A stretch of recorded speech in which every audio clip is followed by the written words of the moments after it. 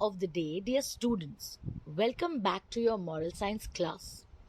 When one door of happiness closes, another opens. But we look so long at the closed door that we do not see the one which has opened for us. We are faced with problems in our day to day life, but we need not give up on the idea that we believe in just because we are faced with difficulties. There are many people in this world who faced major difficulties in their life, even physical disabilities, but they became great personalities and role models for many people in this world. One such example is that of Helen Keller.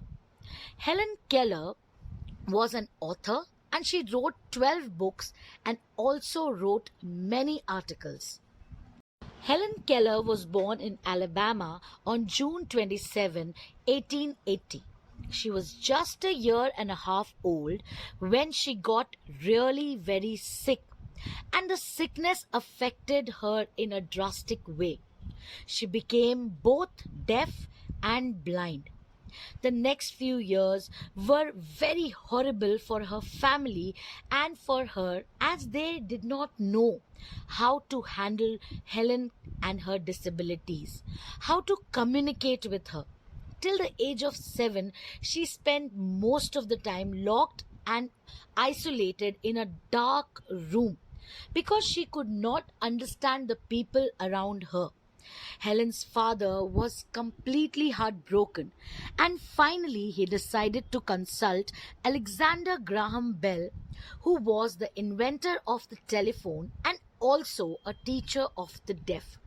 He suggested the family to hire a personal tutor named Anne Sullivan, who could help young Helen. On March 3rd, 1887, Helen met Anne Sullivan. It was the most important day I remember in all my life. Helen had later said this about her meeting with Anne for the first time. But when Anne saw Helen, she was a little troubled because Helen was completely out of control as a young child.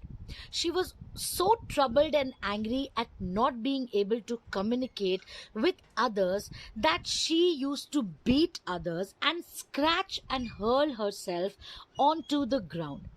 Anne knew that it would not be easy to train such a child, but she did not give up.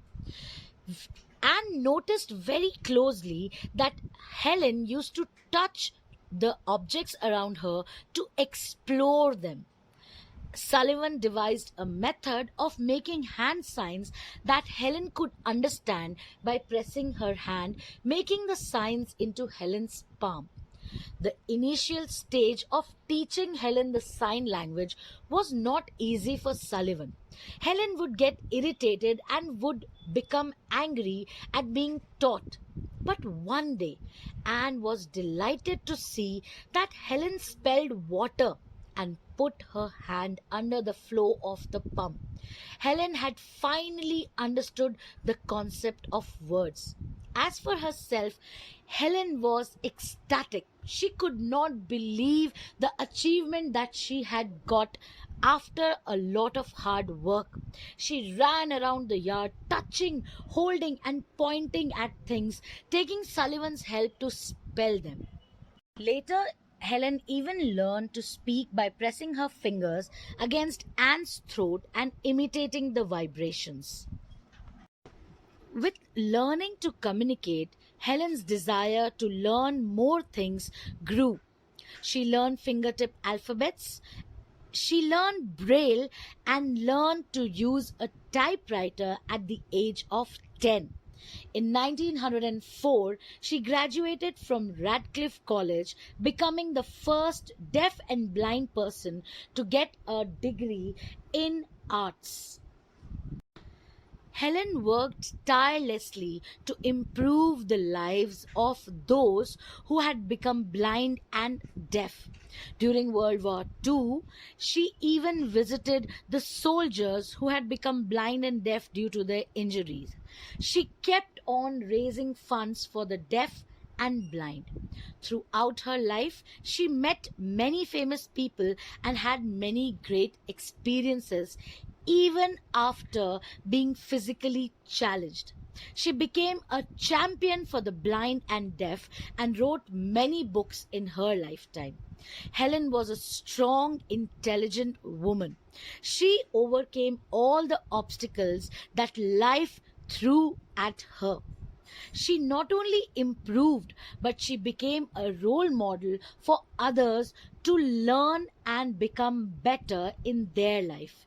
In 1964, she was awarded the highest civilian honor of the United States, the Presidential Medal of Freedom, by the President. It is from Helen that we can also learn about overcoming odds in our life. There is no problem in our life that cannot be solved by sheer determination and hard work. She is a role model for each and every human who faces difficulty in their life in the present or in the coming future. It is Helen Keller's determination and her sheer will to become better every day that proves to us that no problem is big enough and no obstacle is tall enough to hold us down. All we need to do is be strong and determined in the face of difficulties. So, that'll be all for today's class. Until we meet again, stay safe, stay healthy, and keep learning.